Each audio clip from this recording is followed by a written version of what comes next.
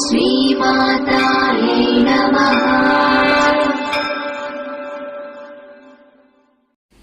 ఆలయం ఈ యొక్క ప్రాంతంలో 100 ఏళ్లుగా పైబడి విరజిల్లుతోంది. అయితే ఈ యొక్క ప్రాంతం పోర్టు వారు 60s ఎక్వైర్ చేయక ముందు కూడా ఇక్కడ కొన్ని గ్రామాలంటూ ఉండడం జరిగింది. ఆ గ్రామాలు పోర్ట్ ఎక్విజేషన్లో భాగంగా తరలిపోవడంతో ఈ యొక్క ఆలయం పలుమార్లు ఎయిర్పోర్ట్ ఎక్స్పెన్షన్లో కానివ్వండి, మేఘాద్రిగడ్డ కెనాల్ ఎక్స్పెన్షన్లో కానివ్వండి, ల్యాండ్ అవసరమై ఎక్విజేషన్ అనేది పోర్టు వారు ఎయిర్పోర్ట్ వారు చేసినప్పుడు కూడా అనుకున్నాం మేమంతా కూడా గ్రామస్తులు. మా గ్రామానికి అనుకుని ఏదైనా అమ్మవారి యొక్క ఆలయం కట్టుకునే ప్రయత్నం కూడా మా గ్రామం తరపు నుంచి, అక్కిరెడ్డిపాలెం గ్రామం తరపు నుంచి చేయడం జరిగిందండి. అయితే దాసరి పైడిమాంబ అనేటటువంటి పేరుతో ఇక్కడ దాసరి మెట్ట అనబడేటటువంటి పురాతనమైనటువంటి చరిత్ర కలిగిన అమ్మవారు, దాసరి మెట్ట అని ఇప్పుడు అమ్మవారు ఉండేటటువంటి ప్రాంతాన్ని పిలుచుకుంటారు. పరిసర గ్రామాల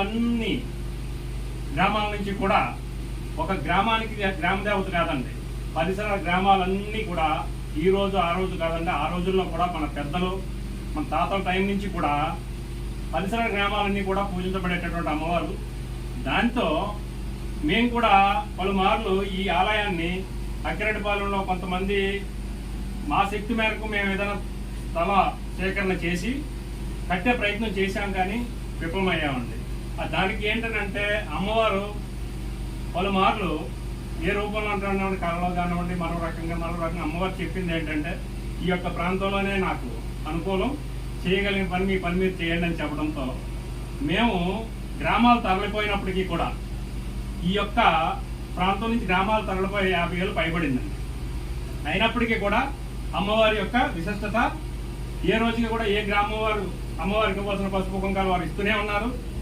అలాగే ఎయిర్పోర్ట్ ఎక్స్పెన్షన్లో ఈ పక్కనే ఉండేటటువంటి గోడ ఏదైతే ఉందో ఈ గోడ కూడా ఆ రోజు అనుకున్నాం ఖచ్చితంగా అమ్మవారి యొక్క ఆలయం వెనుక నుంచి ఈ గోడ వెళ్తుంది, ఖచ్చితంగా ఈ రోజుతో పైడితల్లమ్మకి మనకి రుణం ఇక్కడికి వచ్చి చేసుకునేటటువంటి రుణం తీరిపోయిందని. కానీ అనుకోని పరిస్థితుల్లో మాకందరికీ కళ్ళు తెరిచింది ఏంటని అన్నప్పుడు ఈ యొక్క ఆలయాన్ని ఉద్దేశించి వారు సెంట్రల్ గవర్నమెంట్ ఎయిర్పోర్ట్ వారు కూడా మాకు అలా కాదండి, అమ్మవారు ఇక్కడే ఉండాలి అనేటటువంటి, అంటే ఎయిర్పోర్ట్ లో ఉండేటటువంటి ఎంప్లాయీస్ కావచ్చు, లేదా పోర్ట్ లో ఉండే ఎంప్లాయీస్ కావచ్చు, వీళ్ళందరూ కూడా అమ్మవారి యొక్క విశిష్టతని వారికి ఎరిగింది. వాళ్ళే ఎంప్లాయీస్ దీంతో ఈ యొక్క కాంపౌండ్ వాళ్ళని అమ్మవారి యొక్క ఆలయాన్ని ఇక్కడ విడిచిపెట్టి కాంపౌండ్ వాళ్ళు తిప్పడం జరిగిందండి. దాంతో ఇక మరి మాలో కూడా ఒక రకమైనటువంటి భక్తి భావన ప్రజల్లో కూడా ఇప్పుడున్న జనరేషన్ లో కూడా బాగా ఏర్పడి ఈ లోపలికి వచ్చి చేసుకుందాం అనేటటువంటి పరిస్థితుల్లో ఎప్పుడు కూడా అమ్మవారికి ఆదరణ ప్రతి మంగళవారం కూడా భక్తులు వస్తూనే ఉంటారండి. అలాగే కొంత దారిపరంగా ఏదైతే రహదారిపరంగా సమస్యలు ఉన్నాయో అవి కూడా ఎవరికి చేతనైనటువంటి సహాయం వారు ముందుకొచ్చి చేస్తూనే ఉంటారు.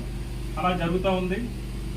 ఈ విషయాన్ని 10 మందికి తెలియపరిచేటటువంటి అవకాశం ఈ రోజు ఈ పండుగ ద్వారా, అంటే ఈ అమ్మవారి యొక్క మండపం పైన పెట్టినటువంటి నవదేవతల విగ్రహాలకి ఈ రోజు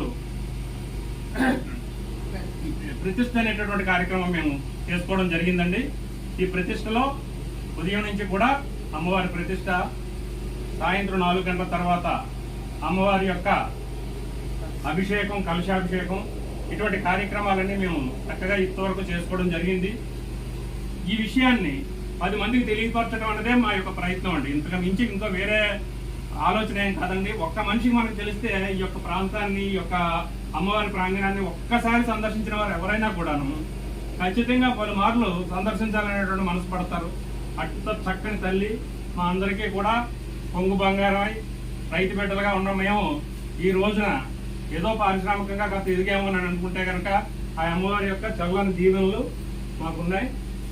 ఈ విషయాన్ని మేము పుట్టి పెరిగి ఈ అమ్మవారి సన్నిధిలో, ఈ ఆలయంలో మేము అంత అనుభవంతో ఉన్నాము. అలాగే చాలా మంది ఇప్పుడు వచ్చిన వారు కూడా చక్కగా ఒక్కసారి వచ్చారని అంటే కనుక ఖచ్చితంగా రెండోసారి వచ్చేదానికి ప్రయత్నిస్తారు.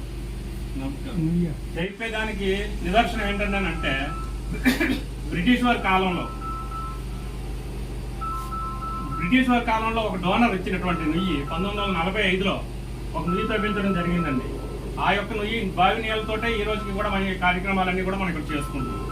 మీరు కూడా రావచ్చు, ఆ యొక్క ప్రాంతాన్ని ఆ నుయ్యిని కూడా చూసి మీరు అనుకుంటారు ఆ యొక్క ఇంత లోపలికి ఉండి అమ్మవారు ఈ యొక్క పరిస్థితిలో ఉన్నది అని అంటే గనక భక్తుల యొక్క ఆకాంక్ష ఈ రకంగా ముందుకు తీసుకెళ్తున్నారు.